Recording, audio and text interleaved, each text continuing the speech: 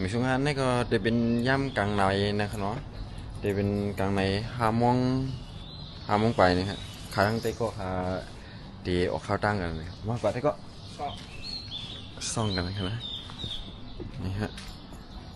ดีออนเงินกาไปรวดดีหมอชิดนะครับนะออนกันออกกามือเลี้ยวครับนี่ก็รวดนี่ครับเนาะมือคำว่านอนลึกเบียดอินตาก็เลยตื่น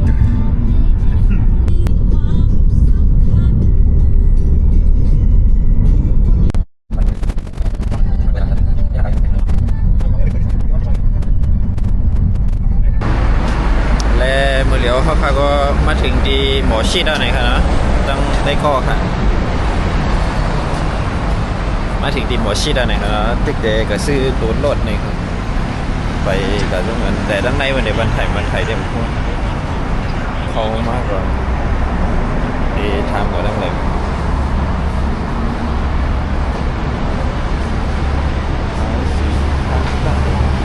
ตอนนั้นพักได้ทางตี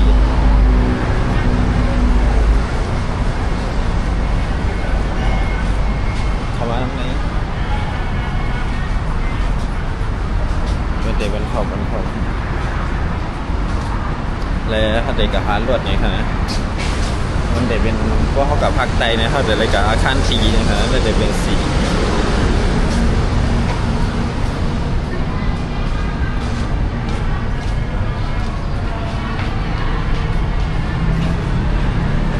นี่อะไรเด็กเป็นอาคารสีเลยนะเขากับดีทั้งในเนี่ยถ่ายแรง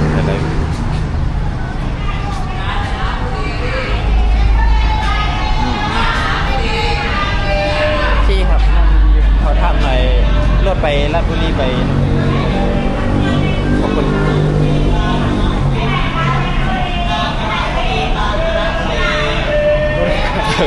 เกิดมาปั่นรถนะ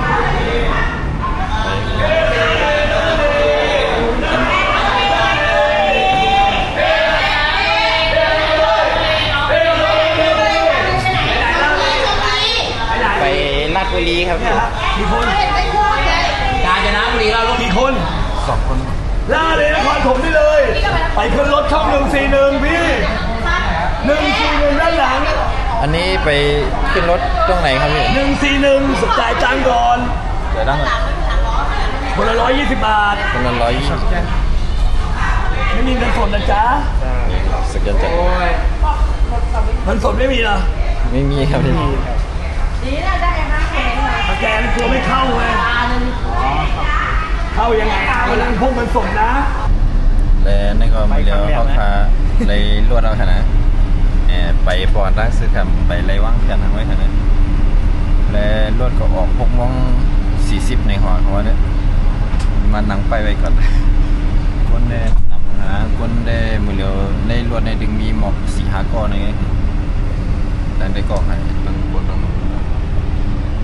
เขาจะมาเช็ดวันกันนอนแล้วก็ให้ไหนหันออกมาขอ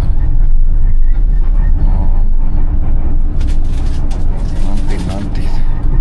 ตื่นกำเหลืองกับเขาได้แค่วันอะไรเข้มกำเบอร์กับเขากำขาดอะไรขึ้นถ่ายนี้ได้ก็เขาทั้งกำนั่นในเหมือนในกรุงเทพเนี่ยแทงนิดนึงคลิปต่อไปกับขาดต่อไปไม่เห็นขาดจากใครมาดีในกรุงเทพเลยครับนะจากเรื่องดีในกรุงเทพอันนี้ได้คาเดกาลีต่างจังหวัดนี้ได้ก็เขากันพอเสร็จแล้วเกี่ยงนั้นจะเย็นมันไว้แล้วเฉยๆนั่นช่วงนั้นว่าหลีนั่นป่าให้มันต้องใส่เกี่ยงเกี่ยงเขาใส่เข้มนะแม่น่ากางเกงสั้นๆ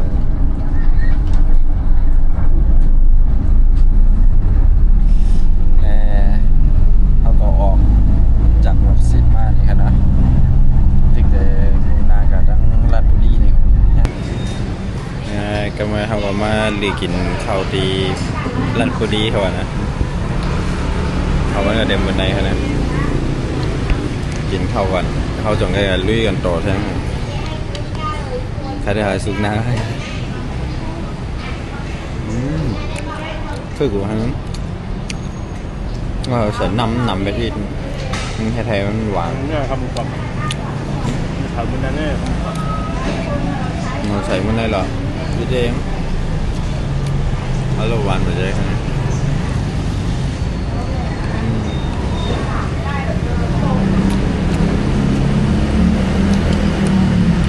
แต่ก็อะไรกินหางของมันวันbánได้มั่วหน้าตาหูเสหูเสคิดว่าอร่อยสุดยอดหรอมาได้ตึกหาร้านเจ้าโม่ไซกันไปฮันตีนะกำลังไปถามคุณ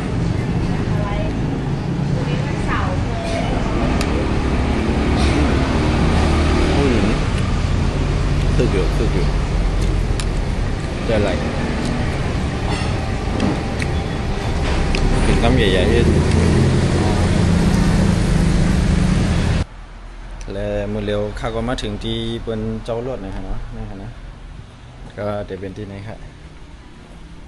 สมบัติรถเช่ารัฐบุรีนี่ครับนะพอได้ก็เขามาหลีนี่ก็มาเจ้ารถตีไหนเลยครับแต่มีบ้ารถเก๋งจอมนะฮะรถไฟฟ้าแล้วก็แต่มีรถใหญ่จอมเพราะว่าได้ก็เขามาหลีนี่มาเจ้าที่นี่เป็นมีพาสปอร์ตก็อะไรขนาดแต่มีพาสปอร์ตเฮ้ยก็ไปอนุญาตทำงานกันได้ก็แล้วครับเพราะว่าเข้ามาเจ้านี่บ่ยุ่งขนาดนี้นะครับง่ายอยู่กาเจ้าได้ก็จะอยู่ที่1 เหงในคณะ1 เหงชื่อกามาจำ1 เหงแล้วก็กาเจ้า2 ปากเขาอ่ะกันหนีเข้าได้เดินทางไป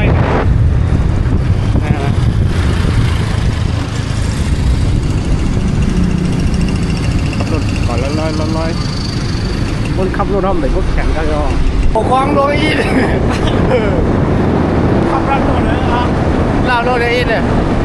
ลาวโดนไหมอ่ะเฮ้ยที่ไหนไอ้กระสับ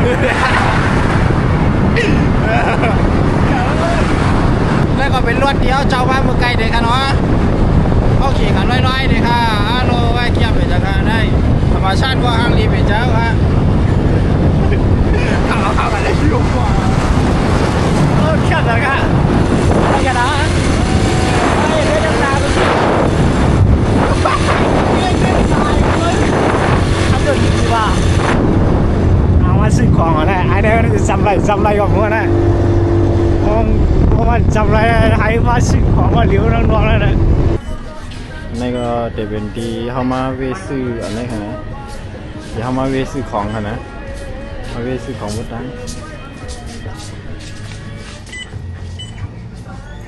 ไปนี่นะครับอันนี้ก็มาถังป่ากันนะเรียบร้อยเป็นที่เรียบร้อยครับทำไมเราขึ้นออกมือได้มือนั่งบอกแล้วเราเป็นพื้นที่ของอะไรป่าดีที่ตั้งแคมป์ที่ไหนอ่ะไม่เป็นเครื่องนี่หรอผมเมื่อกี้เนี่ยลูกกำลูกมุดนะของนั่นแหละด้วยอ่ะจันปิดใจไม่เอาโดดเวลามั้ยไม่เอาโดดเวลามั้ยโอ้นางหยาบหนักขนาดนู้นค่ะลูกน้ำมันกวนเลยกันมีการซื้อน้ำมันหลดเดมเสือเนี่ยมาวันกันแล้วน้ำมันหลดมวดเขามันน่าจะมวดกันนะก็จะมาเติมน้ำมันกันเลยครับแล้วมือเลี้ยวเขาก็มาถึงจุดหมายแล้วนะครับเนาะนะครับนำได้เข้มไปใจการใครเรียนนะครับนี่เต้ค่ะนำกันดีใจโอ้ไปดูป่าไม่เขียวๆตั้งหังดีสภาวะนะ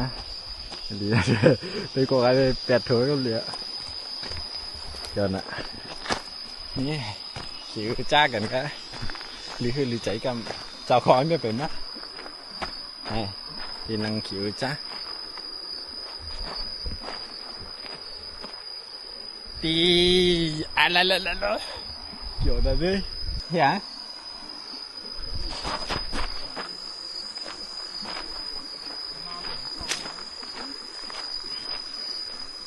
เนาะเข้มไปเจอครับในกรุงเทพได้มีหรอยังไงแต่ แต่ก็ขาหันแต่ไฮอะแค่มือหนาวอ่ะเนี่ยแล้วเขามาถึงว่ามันเดี๋ยวใครเมื่อกินหมักจอกนะต้องไม่ค่อยจะไปจังให้ยังกินตื่นมาถึงได้ก็ห้ามกูไอ้มันบ่แค่มือทุกข่าวหันนอนหน่อยเนี่ยไปกดน้ำป่าแล้วว่าเขาอยู่จำต้นใหม่นะเนี่ยตีใครอยู่นะมีจำต้นใหม่นะมันกลัวนะดีไอ้รู้เหมือนกับครับมาแคมปิ้งเนี่ยบนบนหลุยอยู่ที่เย็นๆที่อัพไม่ผีแน่นะกลัวเลยกินแบบจ๊อกวันไหมวันๆเนาะเราผมมีว่ะ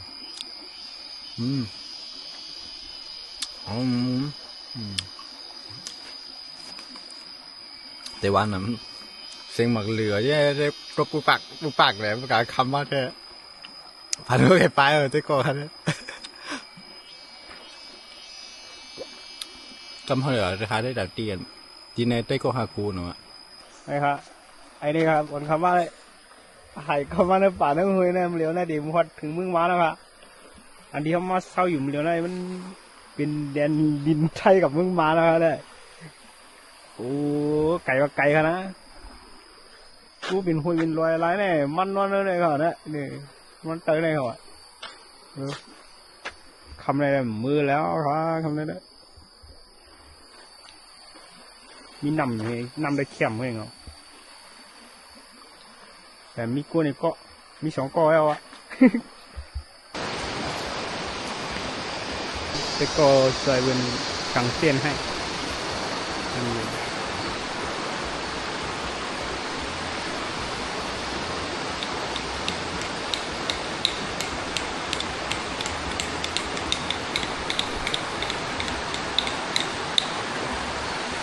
อากาศดีมากเอาสีน้ำตาลให้ไหนแกสุกโอ้ยเขากินเนาะนี่เป็นไก่กล้อมในคณะเมืองเขาเมืองไก่ก็เขาได้เรียกไก่ทั้งหนึ่งพวกไก่กล้อมมันมาจับมือเหรอไก่กล้อมเนี่ยนี่ยิ้วแจ่มนะอะไรยิ้วเนาะฮะในข้าวมาใส่ไฟเรียกว่าปิ้งย่างกินโอ้น่ากินมากเลยอ่ะย่างหูทำนั่งใส่ไฟ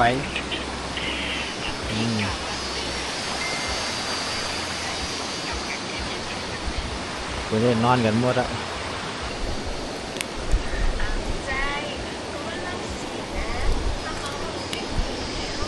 วันนี้ก็เป็นยามมื้อกลางคืนครับตอนนี้ก็ประมาณกี่โมงวะอ๋อประมาณ1 ทุ่มครับ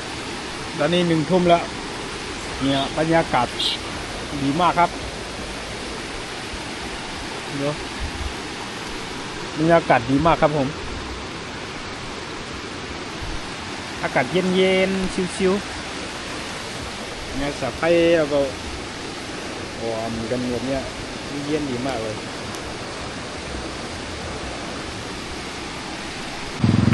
และในเขาก็มาถึงที่อันเข้ามาในขณะนี้ค่ะทางดีเวทเลยด้านเหนือก็ได้มีอุ่มไม้สูงๆในขณะด้านข้างก็ได้มีน้ำที่ไหนค่ะมันได้มียาวกว่าเขาตั้งใจนี่เลยดีกว่าตั้งใจพุ่นที่ไหนเดี๋ยวใจโก้พาได้ตึงดังให้กินกันนี่ก็จะเป็นแคมป์ที่เขานอนค่ะนะอันนี้เดี๋ยวเป็นมอไซค์ที่เขาจองมาฮะนั่งกัน2 เกาะก็เต็มเหมือนไหนขนาดที่อันเข้ามาเนี่ยแต่มันเป็นธรรมชาติที่มันทางดีครับสภาวะนี่ครับเนาะตัวก้อนไตก็เนี่ยตัวโก้เขาเลยตึกยางไก่ไว้ก่อนเลยไก่ก็แอบบิดนั่นแหละเนี่ยชีวิตจริงจับบานจริงอ่ะนั่นว่านะจับบานเตี้ยต้องไปเลยอาบน้ำเนี่ยให้แกว่าไถกองไว้แกได้เดี๋ยวก็จะมีหมาเหหมาตัวเล็กๆมีหมา แดดไหม้น้ำอ่ะแต่cái nàyแดดไหม้ก็มันหนึ่งnháเข้มขนาดนั้นผมมาเนี่ยเดี๋ยวริมมากันฮะจอยฮะ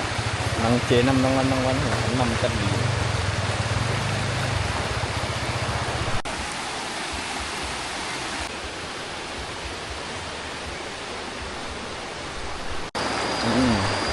นี่ก็มานั่งเรียนฮะนั่งเรียนในน้ำ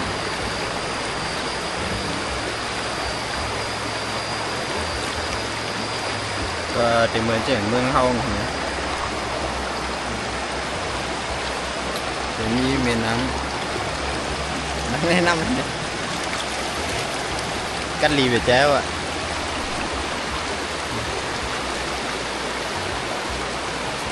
đây có hai đây lấy sổ luôn